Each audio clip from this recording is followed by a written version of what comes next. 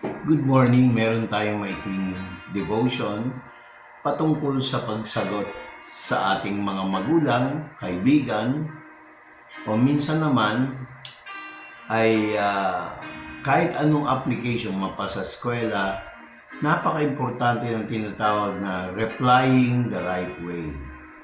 Sabing replying the right way, pagsagot. Although in reality, we cannot please anyone. Meron talagang pag kinausap mo, hindi maintindihan. May iba naman,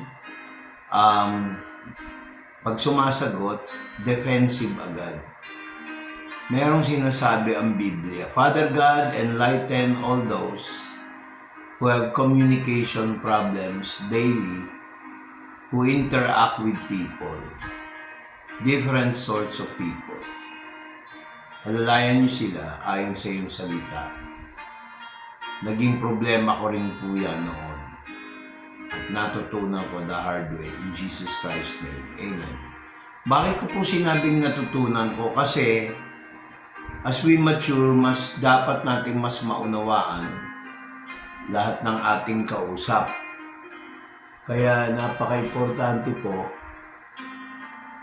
na bigyan natin ng halaga. Halimbawa, first tip, may nag-aaway. Check the mood. Minsan may nag-aaway, huwag ka papasok. Pero lang kung violente na, nananakit, nananaksak. Pero kung salitaan lang, lalo na sa mga magulang mo, ikaw ang mas bata, huwag kang papasok sa gulo nila kagad. Hintayin mo muna, pakinggan mo both sides.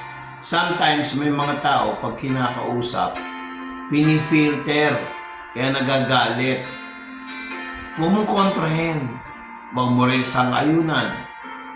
Ang maganda, timingin mo kung anong maganda. Sabi rito sa Colossians chapter 4 verse 6, let your speech be always with grace, seasoned with salt, that you may know how you ought to answer every man. Ang inyong pananalita naway laging may pabor na magkalasang asin upang inyong malaman kung ano ang nararapat ninyong isagot sa bawat isa.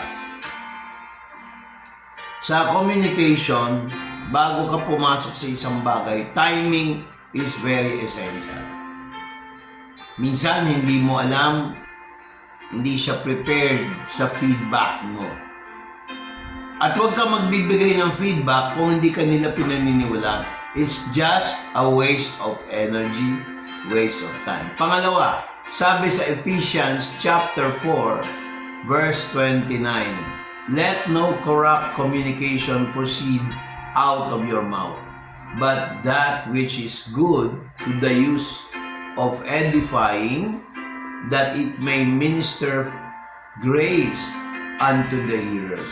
Anumang salitang mahalay, marumi,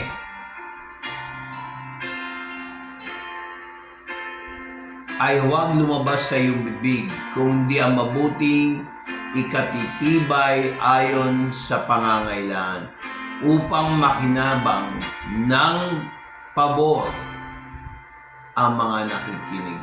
Kung minsan kasi, kaya ayaw ka rin pakinggan, kung magsalita tayo, mag-isip muna kung ito ay dadating doon sa nakikinig ng maayos.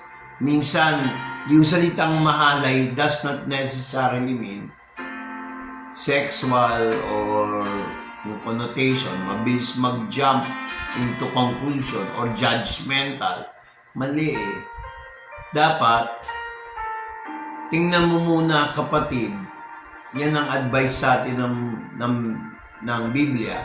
Huwag tayong masanay na mga trash can jokes para respetuhin din tayo. Kaya ako, hindi ako basta-basta nakiki-joke ng, alam mo na, yung joke na pambasura para sa akin. Ang ginagawa ko, umiiwas ako. Huwag kang magsalita basta-basta. Halimbawa, alam mo mali. Sasabihan mo na, huwag ka naman ganyang bastos ka. Hindi naman hinihingi yung opinion mo. Sabihin mo lang, huwag na muna tayo magbiruan, maging seryoso muna tayo. Ganon.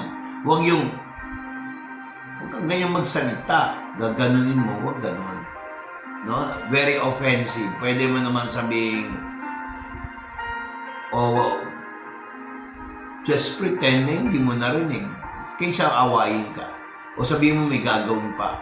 Pag hindi importante yung usapan, iwasan mo. Pero wag naman yung sinusopla mo yung tao, yung parang gripo, tumutuloy tubig, papatayin mo. Wag ganon. Ang pagsasalita po dapat maingat. Sabi nga, pag may nagtanong sa'yo, hindi mo naman tinataasan ng boss, nagalit sa'yo, hindi na ikaw may problema, no, kapatid. At least sinagot mo ng maayos. Huwag pabalang, huwag pasigaw. Pero minsan kahit hindi ka sumisigaw na may misinterpret ka when you emphasize a point. Meron talagang mababaw, hindi ka naintindihan. Sabi sa Proverbs 15:1, a soft answer turns away wrath, but grievous words stir up anger. Ang malumanay na sagot ay nakakapawi ng puot. Ngunit ang mabigat na salita ay humihila ng galit. Mas maganda nga minsan, huwag mo nang sagutin eh. No? Kaya lang ito, you can answer in a lower tone. Hindi mo kailangan makipagsigawan. Pwede mo naman sabihin, pasensya na, ganito. Pero pag umalma pa rin, huwag mo nang patulan, huwag kang kumibo. The best yan. Sa spiritual na bagay, sometimes, kahit na nakakasakit, pwede mong diretsuhin. Pero with the perfect timing, sigurado yung open ang mind. Pero pag hindi, huwag mo nang pilit sarili mo. Sabihin, hindi ka looban ng Diyos. Sabi ng Proverbs chapter 15, verse 11, hell and destruction are before the Lord. How much more the hearts of the children of men? Sheol at kapamakan ay nasa harap ng Panginoon. Gaanong higit pa nga ang mga puso ng mga anak ng tao. Kaya napaka-importante po, mga kapatid. Ito ang tip for the day. Mahinahon na pananalita at all times. Sometimes you cannot control your tone. Ako minsan namimisinterpret ako sa tone. Huwag naman tayo masyadong judgmental para ng isang tao. Malakas ang volume. Talagang maiinis sa'yo. Kasi nagsasalita ka pa lang, o kontrahin ka, hindi ganon. Pag nagsasalita ng isang tao, huwag mo sosoplahin, maiinis sa yung tao. No, lalo na pag may na-express na point, pakinggan mo muna bago ka mag-reply. Naging ganyan din ako minsan for how many years na minsan di pare-parehas. Pero Scripture tells us dapat mahinahon tayo. Kaya mga kapatid, I hope you enjoyed our devotion. God be praised. Father God, i-bless mo lahat ng mga nakikinig. Ito ay magandang halimbawa ng pagsagot na hindi kami sasagot ng pabalang at hindi sa proper timing, according to your will, mabiyaya ang aming pananalita para sa pagluluto, Lord, may asin. At sa spiritual case, ang pananalita ay pwede rin gawing offering, kagaya ng praise and worship. May asin sa luto, sa pag-ahahain ng salita ng Diyos.